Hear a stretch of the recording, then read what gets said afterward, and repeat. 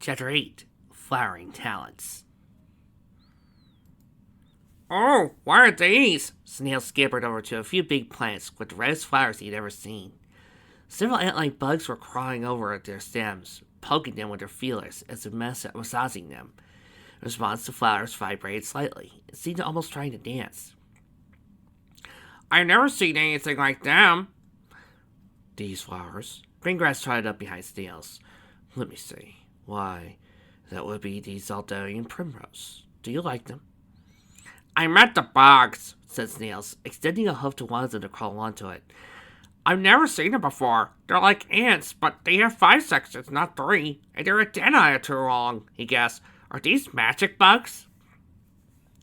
Snails hadn't really wanted to talk to any pony, hoping instead the others would just let him be while they did important adult things, and he tried to figure out what he thought about the events of the day.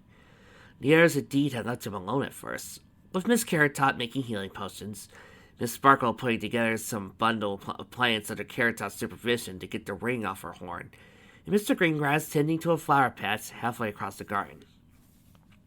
Snails had thus far been by himself, and he'd taken the opportunity to sit down in a corner and try to think. But then Twilight had squeaked because a spider had crawled onto her mane, and Greengrass had laughed, giving an explanation as to why that spider was very good for gardens like his. And he knows so much about bugs, Snails hadn't been able to resist asking about others in his garden. Greengrass laughed. Why, no. That bug there on your hoof is Roseanne the Roseant. You see, Roseantes have a symbiotic relationship with the Zaldarian primrose. They stimulate the rose's energies with their antennae, as you see there, and they feed out the flower's nectar. Neither can exist without the other. Snails quickly shook the bug he was holding, so he slipped off his leg and laid it back on the flower. That's really cool, he said. Are there other bugs that are symbiotic thingies with other flowers? Certainly. I could show you a few more if you like. I'd like. Greengrass led Snails to a patch of ground filled with purple heart-shaped plants. Purple heart-shaped plants?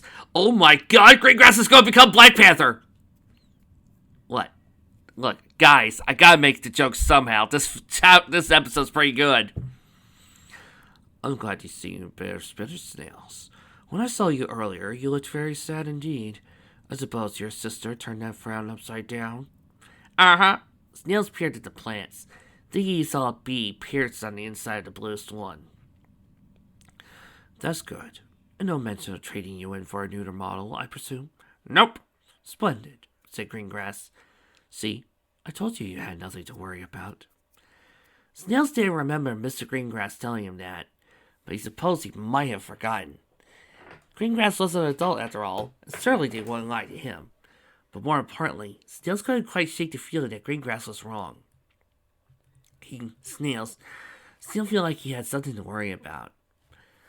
The foal had told himself he was, once again, being dumb. Hadn't Raindrops and Miss Cheerily told him how great he was? They were two of the smartest ponies in Ponyville, except for his parents. So they said he was a good brother. He should be able to accept that.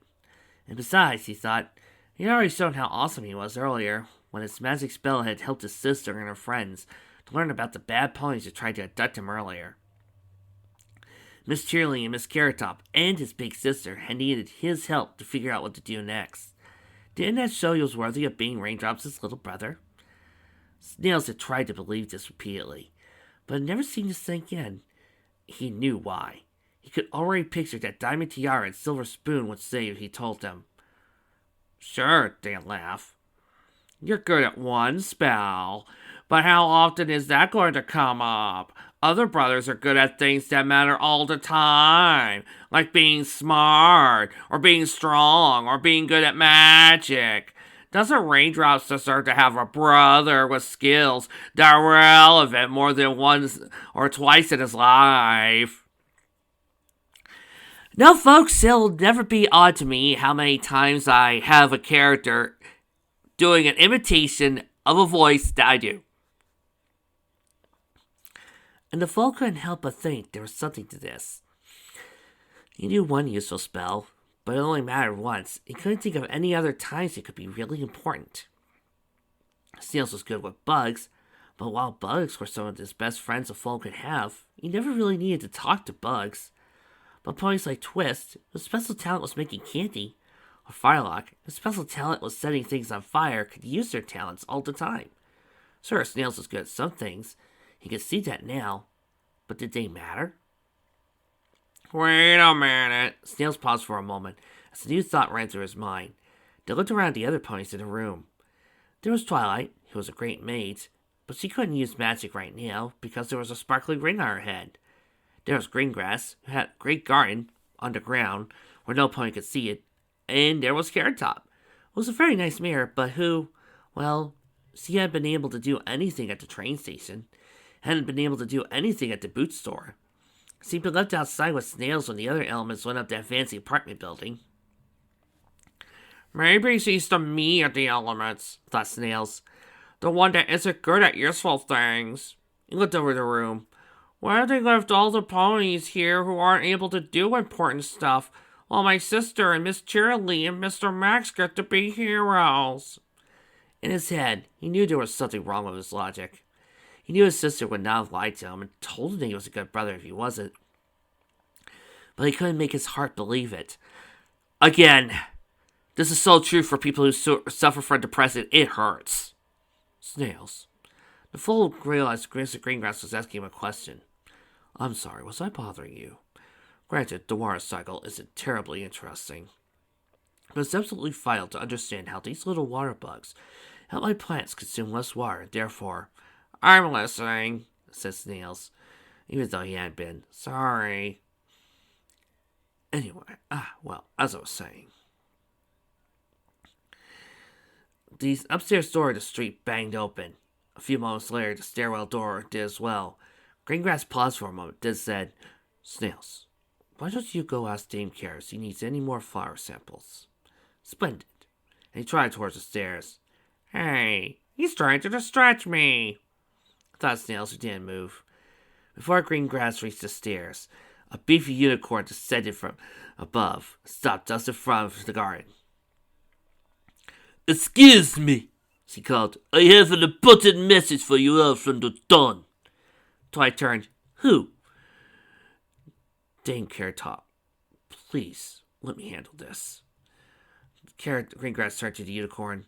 Clubby Hoof, how's the little sister? Stompina still promising she'll pay for her operation any day now? The unicorn flushed. Don Stompina is concerned for your safety. There's all these inductions in the city. She wishes to place you under her protection. We will happily relocate you to a secure location, where you may wait until the crisis is over. We don't want to relocate, said Twilight. We're fine here. I'm afraid we must insist, said Clubby Hoof. For your own good, of course. Huh? Twilight looked at Carrot Top. What does he mean? Carrot Top frowned. Please don't attack us, she said to Clubby Hoof. We don't want to fight you. We just want to help every pony and start the inductions. Don Sabina shares your views. Perhaps you could discuss them at the secure location. Greengrass smiled. Of course he does. Tell me, how large will our escort be to this secure location? As many ponies as is required, sir. Clubby Hoof smiled, but even Snails could tell it was fake. We don't want to hurt any pony, but if you won't come, we might have to persuade you. No pony spoke for a moment. Then Greengrass, his voice merry and gay. I knew it! Not that gay. Oh. Then the bet is still on, folks. Well, you know, I'd love to come with you. Honestly, I'd much rather be in a secure location than this rickety old place, but it seems like some of my friends aren't quite convinced. Could you please give me a few moments to convince them? That way, we wouldn't risk little Snail's hair getting hurt in any unpleasantness. Unicorn scanned the room, snorted, and said, Fine. We certainly wouldn't want any of you to get hurt. You've got a few minutes to convince your friends. After that, the escorts... Well, I'll let you think about that. She turned and walked up the stairways. Snails gulped and looked at the adult ponies. They looked nervous and tense, like a fight was coming. That pony Must have been one of the bad ponies. But all the really useful ponies like my sister are away fighting the other bad ponies. A squirming feeling began working its way through Snails' gut. Uh-oh. Greengrass immediately turned to Carrot Top. Dame Carrot, this is more your apartment than mine. Any ideas? Carrot Top hesitated. I mean, I'm not good at this. That's kind of why they left me here. Terrific. Greengrass sighed. So we have no useful. He stopped talking as Twilight walked over to one of his benches and began to pull the legs off. Miss Twilight, what are you doing? Putting together a makeshift seesaw catapult, she said in a matter-of-fact voice. Feel free to help. I wasn't aware you were conservative in such things. I have a working knowledge of physics. Twilight got to see the bench off. He could finally collect the large rocks next to it. And I know I panicked at the train station, but I'm done with all that. No more running, no more hiding. If the Monty wants to capture me, I'm going to give them a fight. She real focused on her work, with Carrot Top drifting over to her. Greengrass looked at Snails, who was smiling in the aftermath of his speech. And as for you, I think the guard said, No! Snails played it soon thoroughly. I'm not hiding. I'm going to fight. But I'm going to be a good brother, said Snails. A good brother would help protect his friends, like Miss Twilight and Miss Carrot Top, and you. He felt a bolt of fear crash through him, but he wouldn't let himself back down. After all, raindrops wouldn't. He was going to be worthy of raindrops. I'll help however I can. He narrowed his eyes, and I won't let any pony stop me. Raindrops, cheerily, and Mounting Max scaled to the deserted streets of Camelot's lowest level. They ran past massive warehouses, some several stories tall, that stored every kind of good that any pony in Camelot might possibly buy. Normally, Max knew, the warehouses would be teeming with ponies, some loading goods onto the warehouses, some taking them out, some showing prospective buyers around. But each and every one of them was devoid of life. Max shook his head and pushed himself to run faster. This is wrong, he thought. The ponies in this city shouldn't have had to suffer this kind of terror. He grit his teeth. We are going to stop this. At least there's no crowds, said Shirley. Can you imagine if we had to fight traffic to get to Gate 19 below? Max raised an eyebrow. I'm surprised you're able to joke right now. Oh, remind me to tell you the one time I said to Corona once he was about to incinerate us. Shirley looked back at Max, eyes twinkling. It's a hoot. Raindrop said nothing. Max eyed her worriedly. Her silence had a grim, angry quality to it. Even when Max asked her a direct question, she gave a monosyllabic simple answer or a grunt. She needs a break. Max thought. She needs to calm down. But there was no time for a break, and so Max could only watch her as she ran and hope that she wouldn't hurt herself in her anger. They were halfway to the airship when Max heard voices, and more importantly, the clinks of armor and weapons. Yes! We might get some backup after all. I think I hear the guards, he called. Yippee! Muttered the raindrops. Shirley said, Max, we're short on time. They're on our way, and we have to try. If Goliath is as strong as you said, we'll need every pair of hooves we could get. Max smiled to himself. We know what we're doing now. If I just talk to the guards, I'm sure I could get some of them to follow me. 3 blocks later, and they came upon the soldiers. They weren't the guards, though. Several members of Fisher's factory security ponies surrounded a very tall warehouse, whose windows seemed to glow with a precisely bright light. Max called out to them as he approached with the knights, but they didn't look at him. They just aimed weapons at the warehouse and waited. Hey, Max said, I need to talk to whoever's in charge. One pony glanced back at him and said, We're not the guards. We don't answer to you. Max approached the factory security pony. Lives are at stake, he said. He glanced behind him from the elements, but couldn't see them. They had run on ahead. Please, just... The door to the warehouse burst open, and several ponies wearing factory security uniforms hurried out. In the lead was a tall pony with a strong build and a large warhammer. Archduke Fisher himself. His cut was blackened, and he seemed to have a few bruises, but he stormed out of the building like a titan. On his back were 2 unconscious ponies wearing white clothes in the drawings of the sun. The other factory security forces had a few more between them. Fisher had those ponies bound and set to one side, and then turned. We made it to level 3, he said. We're almost to the top. Next raid, I'll need 12 strong ponies, 3 per side. Archduke, called Max. Archduke, I need to talk to you. Fisher slowed around and stared. Baron Max, what are you doing here? That's a long story. I have to tell you. It doesn't matter. I have no time for you, Max, growled Fisher. My team is raiding the Sun Cult hideout in this city now. You have no business being involved. Max forced himself to scowl. Placate. That's what Posey would do here. I can see you're very busy. Busy? Fisher's voice rose. In case you did not know, Baron, the escaped Sun Cult of Soleil Supreme snuck his way across the city and hauled up with the remnants of the cult in Canterlot. They have enough magical artifacts to threaten the safety of every pony on this side of Canterhorn.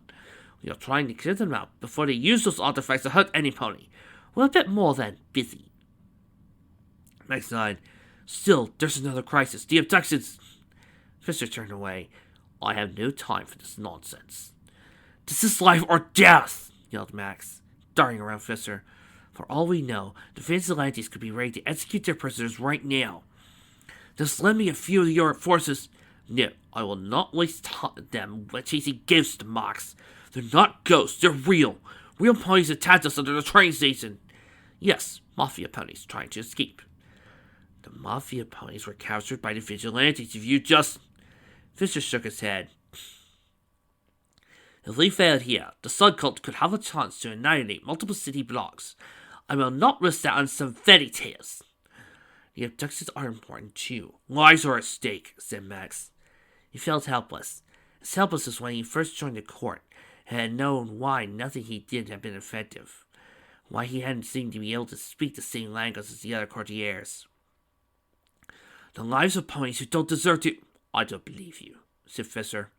And Max heard in Fisher's tone, I don't care.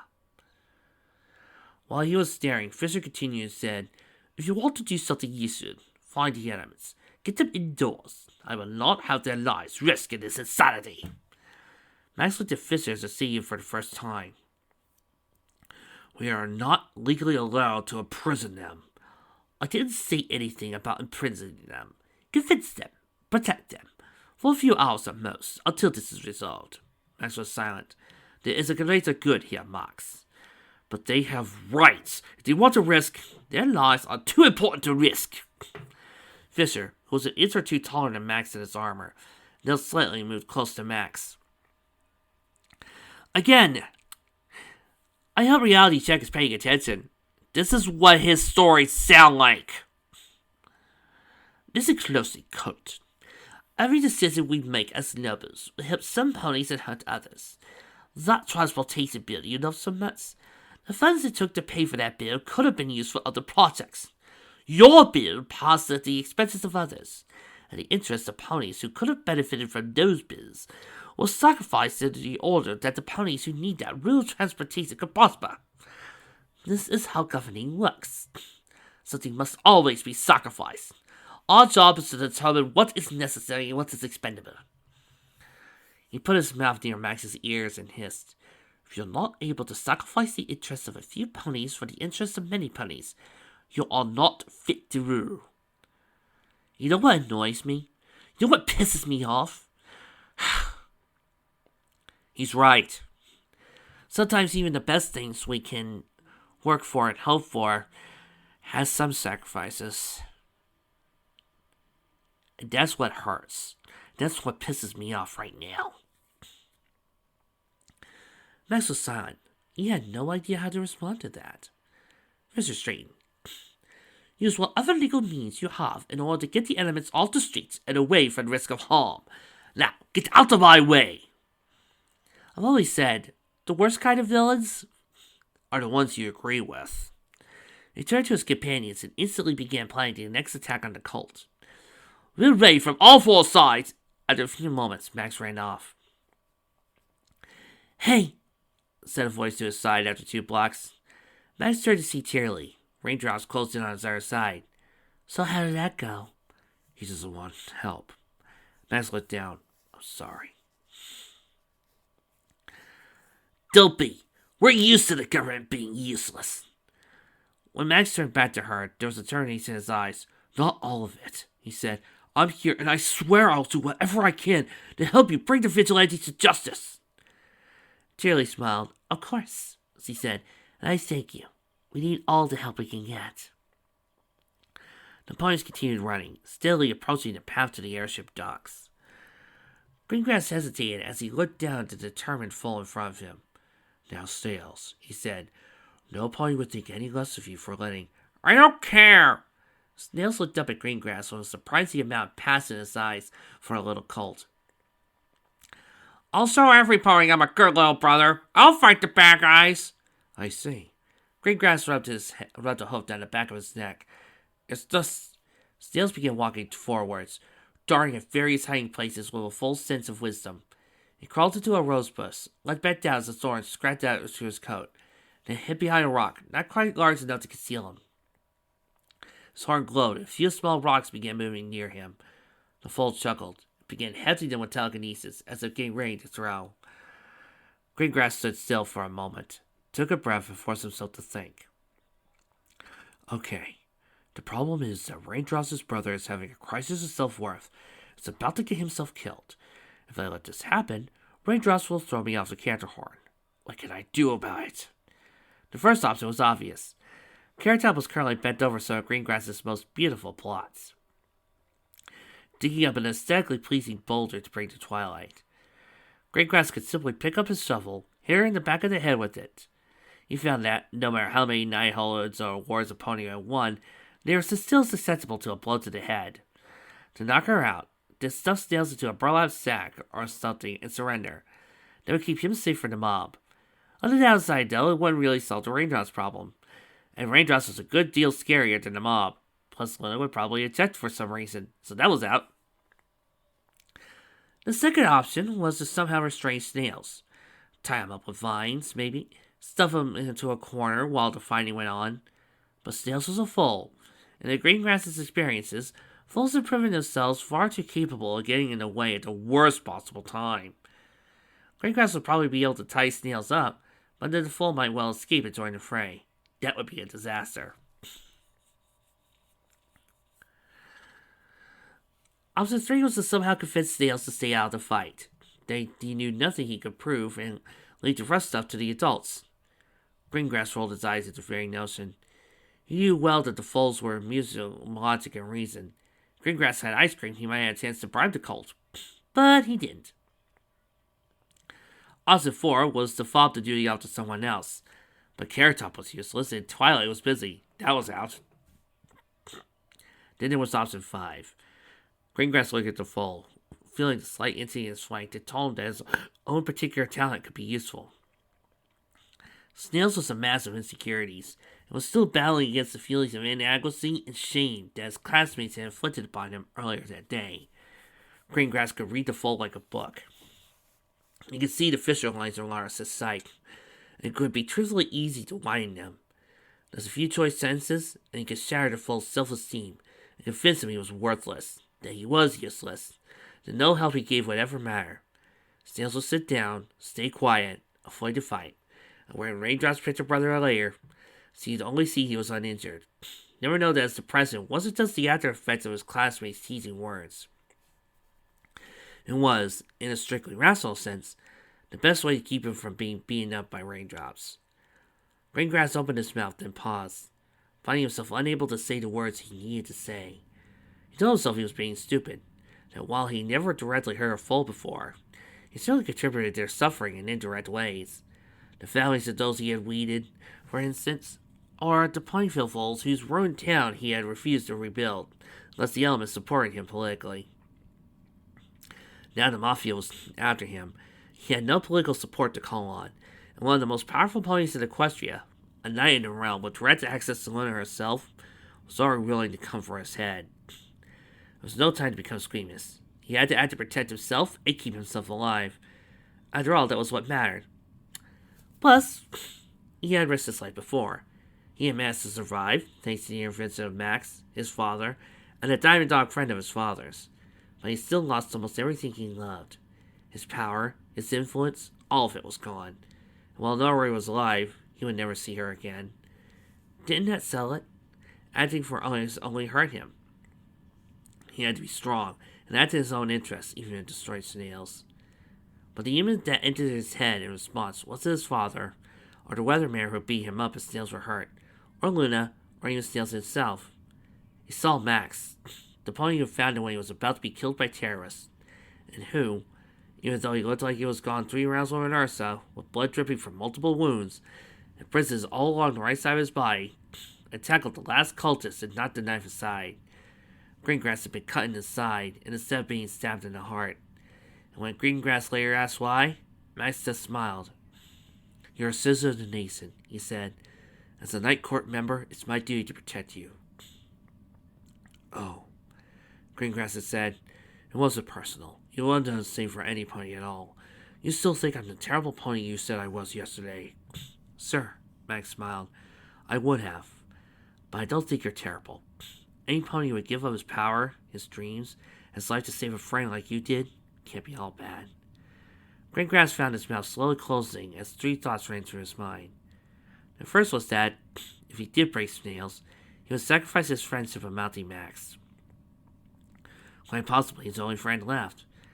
The second was the memory of how he felt when Notary had run off, when he watched her vanish down a hallway, knowing he would never see her again, knowing that he somehow did meet. Her only sane move would be to spit in his face. His only possible move would be to let her. He felt that feeling in the pit of his stomach. And it was like some hard combination of grief for his friend, remorse for the actions that made their separation inevitable. He knew he never wanted to feel like that again. The third thought he could get rid of himself was that it would hurt Snails if Greengrass smelled his self-esteem. Greengrass trying to tell himself these were such ideas Max had spoken of. That he was too smart and rational to care about things like that. The Snails wouldn't care about him if their persistence were reversed. So he shouldn't care about Snails that any pony would act like he did. It was all well and good to speak of morals, but no pony ever followed them when it really mattered except for fools like Max. But it didn't matter.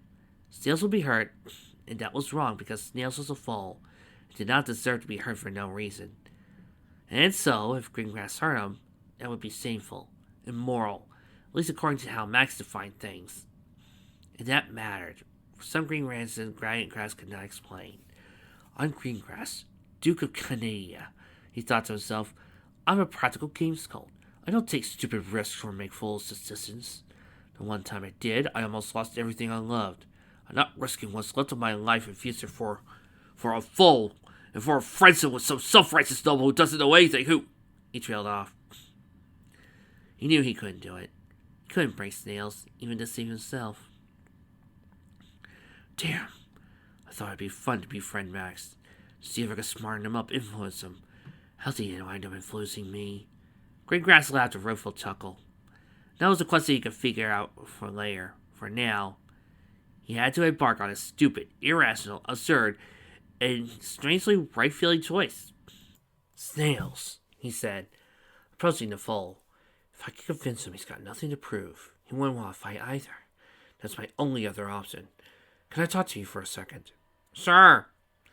Greengrass thought for a moment. Leading was easy, but building a pony up, not his bag. Still, he had to keep going. He could sense the cracks of Snail's psyche. If he was to keep Snails out bow without weeding the foal, he had to weed out those cracks by patching them up. "Earlier you said you weren't good at anything. You're not still feeling that way, are you?" "I guess I'm good at a few things." Snails darted to another rock, like he was in a daring do book. "I don't know. I don't know if they're important things. But if I fight bad guys like my sister, I'll know I'm good at things that are good to be good at, like her." Greengrass took a moment to untangle Snail's tortured syntax. "Oh? What are you good at that you don't think it's important to be good at?" "Well, I took a magic picture earlier to help my sister figure something out." "A magic picture?" Greengrass made a little gasp of surprise. "You mean you could just look at something, cast a spell, then you picture what it looks like? A perfect picture?" "Yeah." "Well, that's amazing. Why, with that spell, you could be a great reporter." Greengrass swept a leg out. "You could take one look at a really big event, something that most reporters would be struggling to encompass, and take one picture and have a view of the whole thing. Or you could be a scientist. You could do all kinds of experiments and take a picture of how each one turned out. so you could remember them perfectly. He grinned.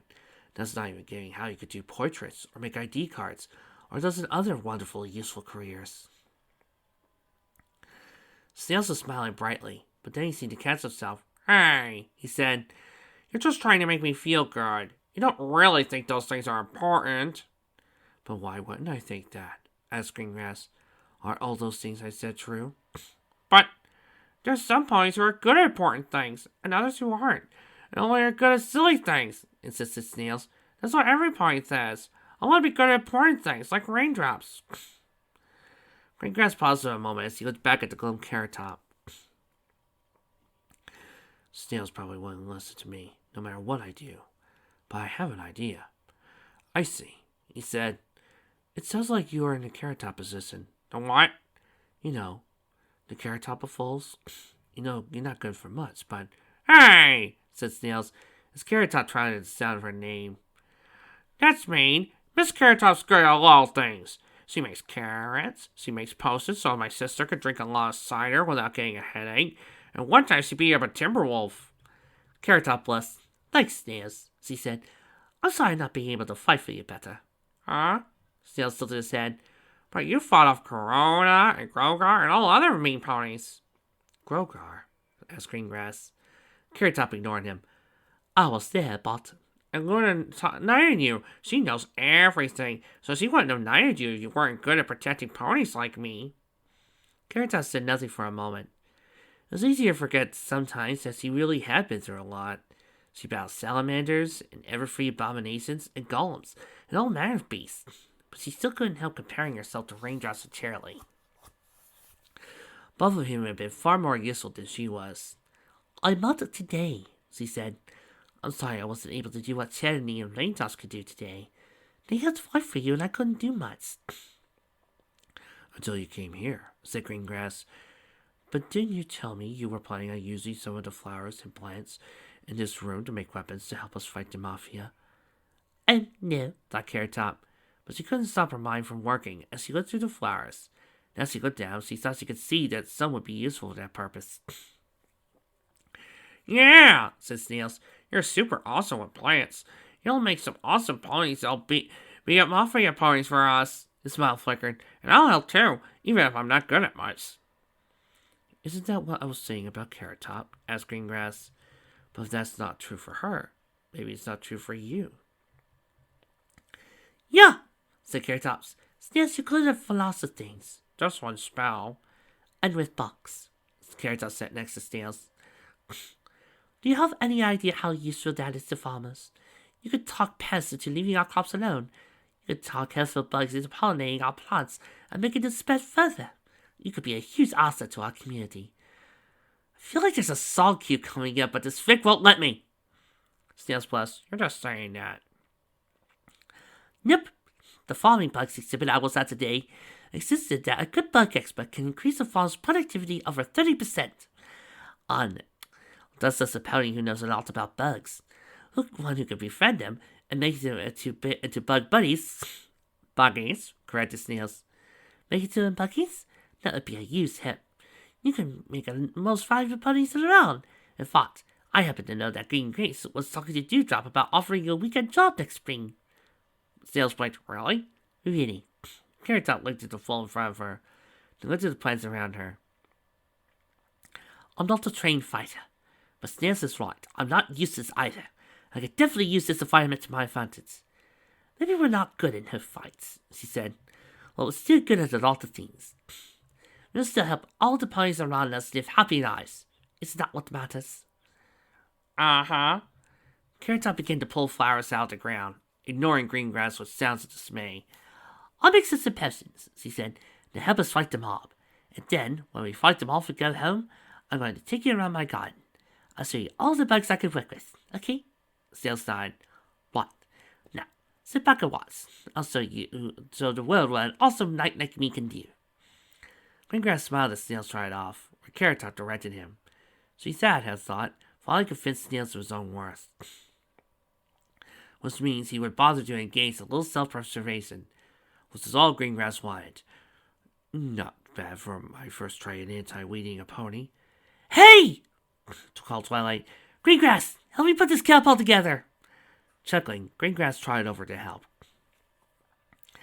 Snails crouched down behind a bush and watched the bad ponies enter the garden.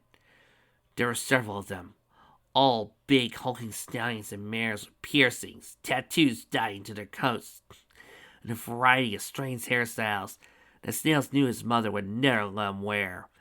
He took a magic photo of it anyway, just in case Snails wanted some ideas. They were soon watching them.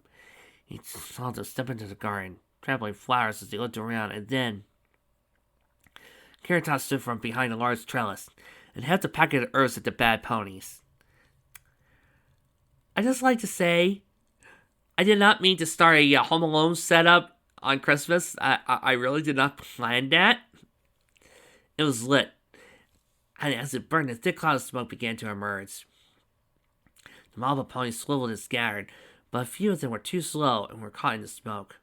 Snails quickly heard them coughing and gasping, and one of them even seemed to slump over as others got away. Wow, the colt thought. Carrot Top ran through the garden, throwing another packet of herbs at the pony right behind her. It stuck to his coat, and the pony's legs tangled. Carrot Top had told Snails that he had found some plants that were combined to have a strong, numbing effect. The pony vaulted over their fallen comrade, right at Carrot Top, till Greengrass stepped up from behind a bush. And, as if he knew exactly when to attack in order to stop his enemy, swung a heavy sword at the pony's knee. The other pony screamed and went down hard. "Get them!" ordered one of the bad ponies, who looked like the leader. "Those ponies! A double in the weakest of the yellows of the six! Get them!" "Yes, stop here!" The thugs yelled as they attacked. Snail's eyes widened as he watched the battle. Carrot Top was always fleeing, clearly not fond of the idea of hoof-to-hoof combat. But as she ran, she kept dropping her plant weapons. Some smoked, some stung. Two fell together and burst into an explosion that stunned the pony behind her, long enough for her to return and give a solid kick to his face. Greengrass was also not good at hoof fighting. Snails saw him get hit a few times, but he battled with his heavy shovel, watching as his enemies and then striking just at the right moment to make them overbalance or collide with each other. Snails went forward, horn now poking out of the bush to get a better view. "Wow, this is amazing! He felt seized by magic and dragged towards Clubby Hoof. "Bills, I got the full! Bonk!" The unicorn fell over, unconscious, thanks to a rock that hit her in the head. Snails turned to see Twilight crouched behind her makeshift catapult, with some rocks piled at one end for ammunition. "How did you do that?" asked Snails. "You hit her on your first shot." "What, that?" Twilight blushed, and her broken magic ring gave off a few sparks for good measure. "I read a book on physics once. Never used it before, but look out!" And Snails jumped to the side while Twilight launched another rock at a party charging him, scoring another direct hit. The mob ponies quickly fell. Snails could barely keep track of all the fighting, but he saw that the leader was gradually running out of ponies to throw at the element and the others. "Come on!" Stumpy screamed. "The hunt's hot! Fall back any minute!" "Oh," gasped Greengrass. He was bleeding and had a few bruises on his side from the saps, but he was still standing, and he smacked a bad pony in the leg that charged him to reach Carrot Top. Strange. At this rate, I think we could hold out for hours. "Maybe days," said Carrot Top. "Well, technically at this rate," began Twilight before the other two glared at her. "Days it is." Something in the crowd had charged at Greengrass, grabbing a heavy chain from her saddlebag. "You're mine!" she roared. She went to the Duke, who swung his shovel and hit the mobster, to no effect. The other pony was too big and too strong to be stopped like that. Stumpy slammed to the Duke, knocking him over, wrapped her chain around the noble's neck. Carrot Top leapt onto his back, holding a hole full of flowers, wrapped around Stampia's neck and began to squeeze. The stallion reared back, but Carrot Top held on. The Snails could see an odd blue tint spreading where the farmer was holding the monster. The bad pony began to flail as Greengrass pushed the chain aside, then grabbed his shovel and smacked Stampia's chin. The pony let out a cry of rage, shook her head with a mighty thrust, sent Carrot Top flying into some rose bushes. Stood for a moment as she tried to recover, then a rock slid to her head as she stood for a moment. Then fell over, leaving only a stunned Twilight by her catapult. "Did I get her?" she asked. "Uh-huh," said Carrot Top.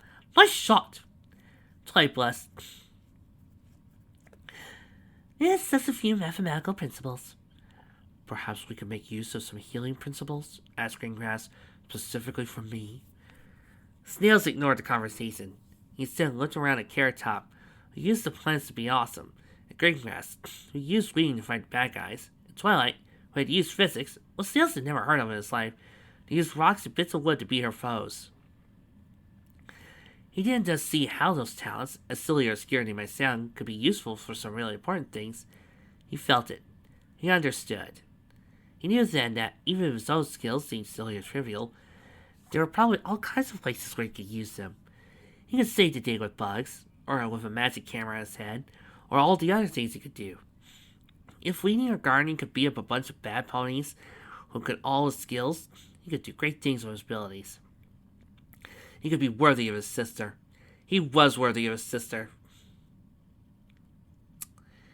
Carrot Top and Greengrass were chatting happily, and Snails ran to them, jumping up and down and hugging every pony indiscriminately. I get it now, he thought. I get it. I can be useful, and I can do great things. That means I am great. And Raindrops is lucky to have a little brother as good as I am. Now even Twilight, still looking a bit freaked out, was joining the group. Snails hopped onto her back and hugged her around the neck. Come back soon, Raindrops, the fool smiled to himself. I want to give you a big hug, because you're the best sister ever. Raindrops, Charlie, and Mounting Max stepped in the entrance of the gate 19 below. The airship docking place was a large cave cut into the Carahorn's side. Separated from empty space by a huge metal door, was sealed tight. There was also a pony-sized door, reachable from a narrow path down the lowest level of Canterlot. It was the ladder door, and the trio paused for a moment.